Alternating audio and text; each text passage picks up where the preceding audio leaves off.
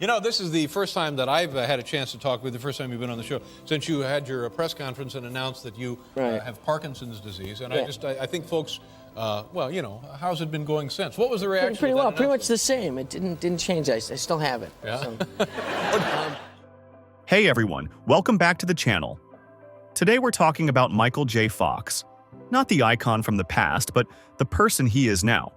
The pain he lives with, the hope that still remains, and the quiet strength behind everything the headlines don't show. These are the stories that matter. Let's get into it. Once a symbol of unstoppable energy and optimism, Michael J. Fox has long been admired not just for his talent, but for his resilience in the face of Parkinson's disease. For more than 3 decades, he's been the public face of an invisible struggle, one often masked by humor, charm, and relentless advocacy. But even Fox, who built his legacy on hope, admits there was a moment when it nearly ran out. In a recent conversation with The Atlantic, Fox reflected on a period of profound darkness. Years of mounting physical setbacks, including a devastating fall that led to a shattered arm and complications with his spine, left him unable to walk, isolated from his work, and barely able to speak. The momentum that once defined him had disappeared. He found himself lying still in a hospital bed, staring into what felt like an ending. He described a moment of quiet surrender, not marked by fear, but by a sense of completion. It wasn't a dramatic collapse, but something more subtle. A slow slipping away from the fight he had carried for so long. In that stillness, he thought the story might already be over. But it wasn't. What brought him back wasn't a cinematic flash of inspiration or miraculous intervention. It was something simple. The quiet presence of loved ones. The realization that life still offered unfinished moments worth holding on to. Slowly, piece by piece, he began the work of returning. Not to the screen, but to life itself. This chapter of his journey has become less about performance and more about presence. Though no longer pursuing acting roles, he has rechanneled his energy into purpose. Through his foundation, now the world's leading Parkinson's research organization, and through mentoring others facing the same diagnosis, Fox has found a new kind of relevance. One rooted not in celebrity, but in service. He speaks candidly about the ongoing toll. The exhaustion, the pain, the quiet mental battles that come with chronic illness. There is no polished ending here. Some days the struggle is overwhelming. Other days there's laughter. Most days, both lives side by side. And still, he remains. There is no grand reinvention, no Hollywood comeback arc. Instead, there is something more grounded, a quiet persistence, a refusal to let despair write the final paragraph. Fox's legacy now lies not in the roles he once played, but in the truth he's willing to live out loud. In the end, what he offers isn't a cure or a promise. It's a mirror for anyone facing their own version of surrender.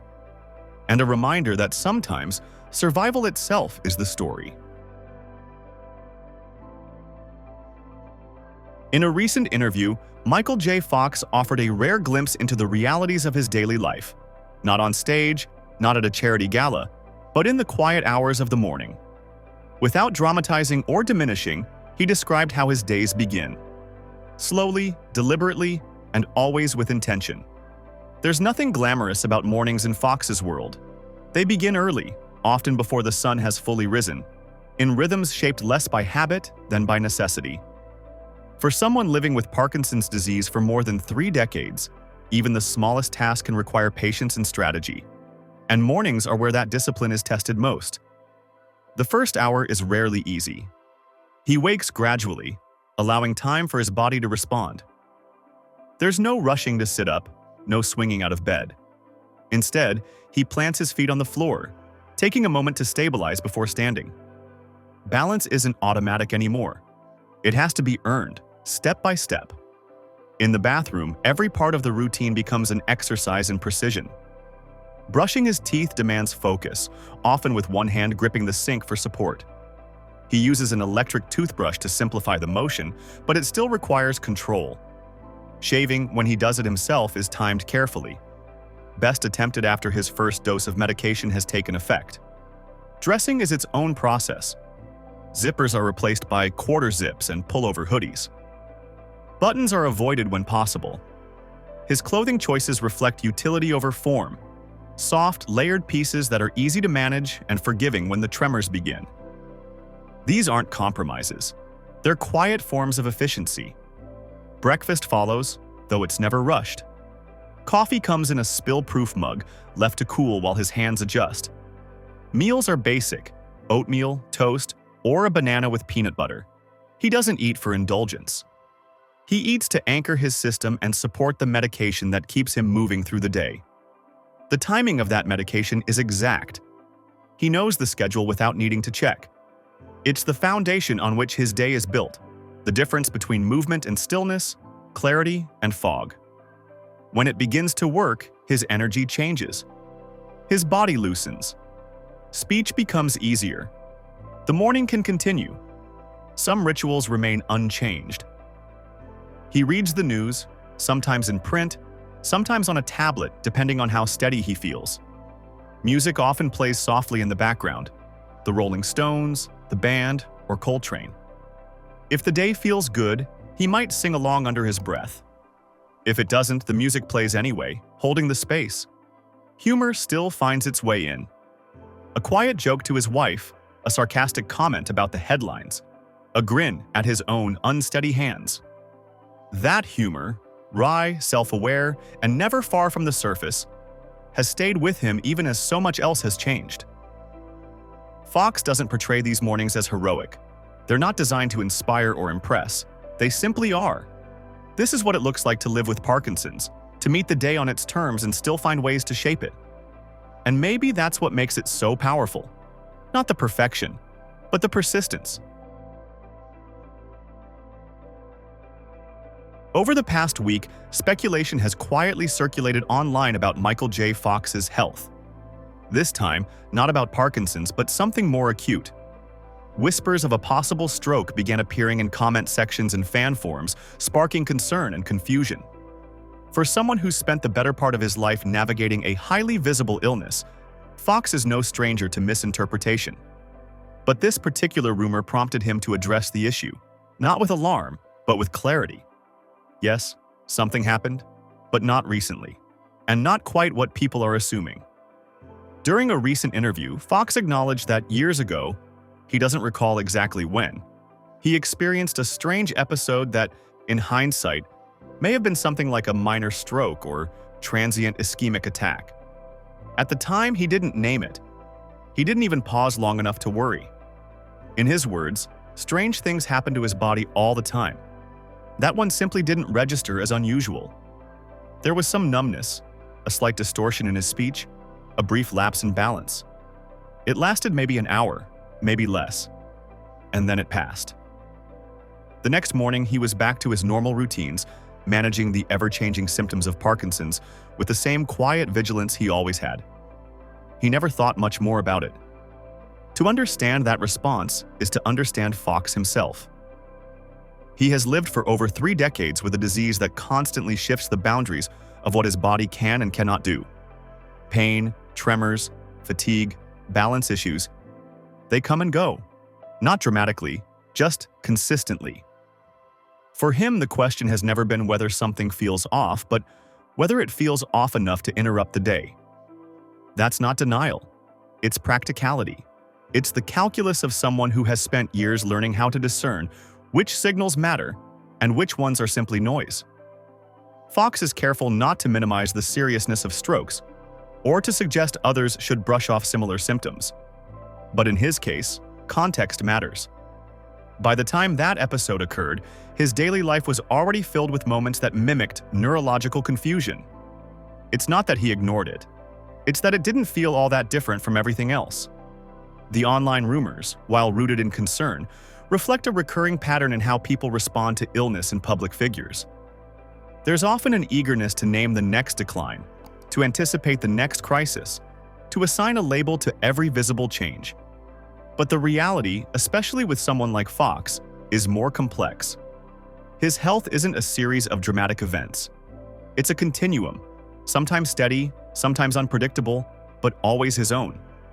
There is no sudden crisis here, no new condition, no hidden emergency. Just another page in a long, non-linear story. One Fox continues to tell with remarkable steadiness.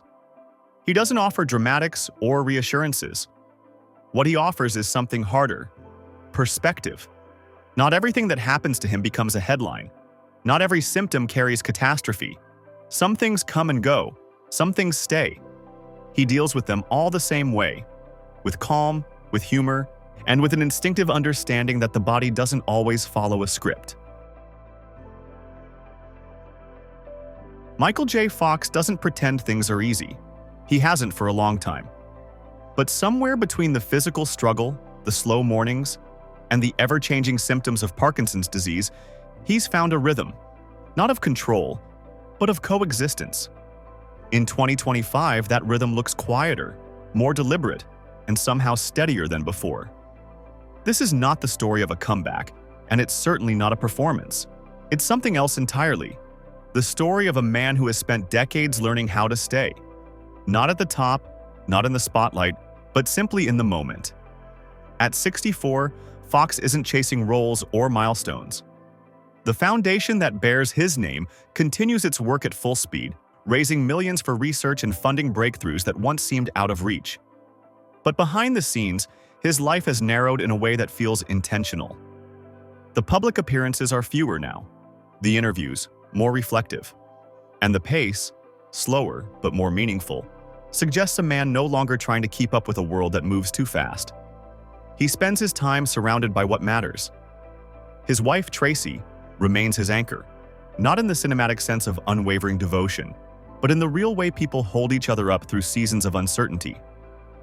His children, now adults, are a constant presence. Not because they need him or he needs them, but because the connection is simply there, reliable, unforced, and never taken for granted. His days are built around small consistencies: music in the mornings, time with his dog, a call with the foundation team, a bit of writing when his energy allows. These are the things that help him stay grounded, not as distractions, but as structure. Fox has never romanticized his illness. He doesn't position himself as a warrior or a symbol. What he offers, instead, is honesty. The kind that doesn't need to be loud to be heard. He speaks openly about the pain, the fatigue, the moments of frustration. He also speaks about gratitude, not in a Hallmark card kind of way, but as something hard-earned.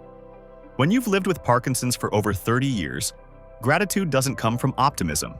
It comes from perspective, and that perspective is what defines him now. He's not trying to rewrite his story or reclaim his past. He's simply writing this chapter on his own terms.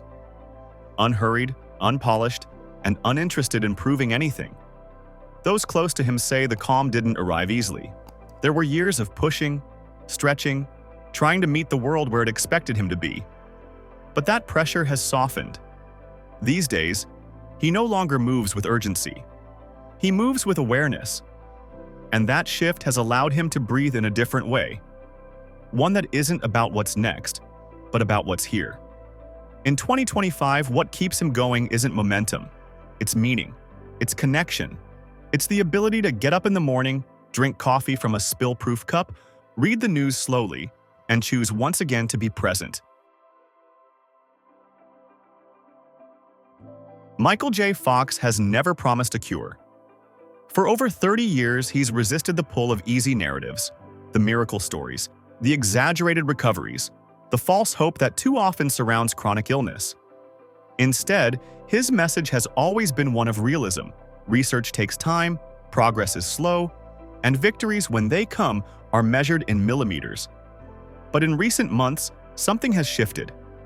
Quietly and without fanfare, a new chapter is beginning to take shape. One rooted not in speculation, but in results. According to multiple sources close to ongoing clinical trials in New York and Berlin, a new treatment protocol supported by the Michael J. Fox Foundation is showing what some researchers are calling statistically significant improvements in early and mid-stage Parkinson's patients. The therapy, a hybrid model combining low-frequency transcranial stimulation with an mRNA-based neuroprotective agent, is said to improve motor response and reduce tremors in ways previously unseen in non-surgical interventions. Fox himself has not made a public statement on the trial's data, and those around him are careful not to overstate its implications. But those close to the work say his interest is more than symbolic. He's been following the studies from the beginning, meeting regularly with neurologists and researchers involved, and speaking privately with patients who've participated. The project, informally referred to within research circles as Protocol 51, began 5 years ago in partnership with a little-known biotech lab in Zurich. Initially viewed with skepticism due to its unconventional pairing of neuroplastic stimulation and genetic messaging, it gained momentum after preliminary models showed delayed dopamine degeneration in rodent testing. By 2023, the first human trials began, small, closely monitored, and largely under the radar. That secrecy wasn't about marketing strategy. It was about caution. Fox, who has watched too many breakthroughs collapse under the weight of false expectation, urged the teams involved to keep the focus on science, not headlines. Now, with Phase 2 trials concluding in Germany and preliminary results under peer review at the Lancet Neurology, insiders say the data is difficult to ignore. Patients between 40 and 65 showed a 22% improvement in gait stability and hand function over a 16-week period. Several also reported reduced medication fatigue. The all-too-common wearing off of levodopa, the mainstay drug in Parkinson's treatment. Of course, it's not a cure. No one involved is calling it that. But it is, in the words of one researcher, the most promising advancement in non-invasive treatment we've seen in a decade. And Fox's foundation, responsible for over $1.5 billion in funded research since its inception, has quietly increased its backing of the trial by 40% heading into 2026. What's striking isn't just the science, it's the tone surrounding it. For the first time in years, those working closest to Fox describe a subtle optimism, not loud, not performative, but present. He still moves carefully, still relies on a strict medication schedule, still battles through the unpredictability of each day. But those who've spent time with him lately say there's something steadier in him now, a kind of tempered hope. For now, he continues to live privately, engaging with the research quietly, persistently, like he always has. He doesn't need to be the face of a miracle, but if these early results hold, and if the trials continue on their current path, he may very well become something else entirely, the man who helped move Parkinson's research from possibility to proof. Michael J. Fox never expected to reach this point in time. When he was first diagnosed with Parkinson's disease at the age of 29, the idea of living into his 60s seemed unlikely, if not impossible. The future became something vague and unspoken. Not because he lacked hope, but because it felt dangerous to assume he had more time than the diagnosis suggested. More than 3 decades later, he speaks about his life not with triumph or bitterness, but with quiet clarity. He doesn't exaggerate the reality of his condition, nor does he attempt to soften it. The pain is persistent and deeply physical, a part of his daily existence that doesn't ease up with recognition or routine. It's not cinematic, not dramatic, and certainly not rare. It's simply there, woven into everything he does. He lives with this pain not by fighting it, but by working around it, adjusting, recalibrating, and continuing forward. From the outside, it may look like discipline or resilience, but to him, it's just a way of getting through the day. Every activity requires planning. Each movement demands thought. The energy he has must be spent wisely, measured out with precision, often in short windows between medications, fatigue, or fluctuations in motor control. Fox doesn't want sympathy, and he makes no room for pity. He's not interested in being portrayed as a symbol of strength or a figure of tragedy.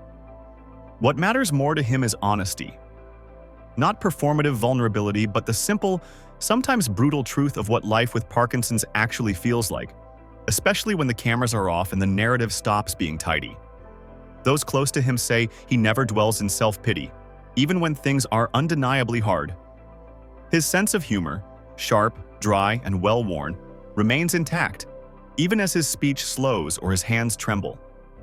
He doesn't use humor to escape, but rather to coexist with discomfort, to create lightness in places where weight has settled in for good.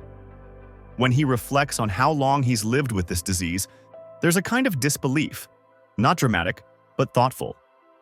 He admits that he once quietly believed he wouldn't live to see a year like 2025, and now that it has arrived, he meets it with a mixture of gratitude and surprise.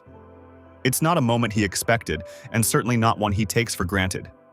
He has stopped chasing public relevance, and he no longer shapes his life around how it might appear from the outside. These days, his attention is directed inward, toward family, toward the foundation that bears his name, and toward the simple rituals that give each day structure and meaning. He still shows up for the cause, still follows the research, still contributes when and how he can, but without spectacle or demand for acknowledgement.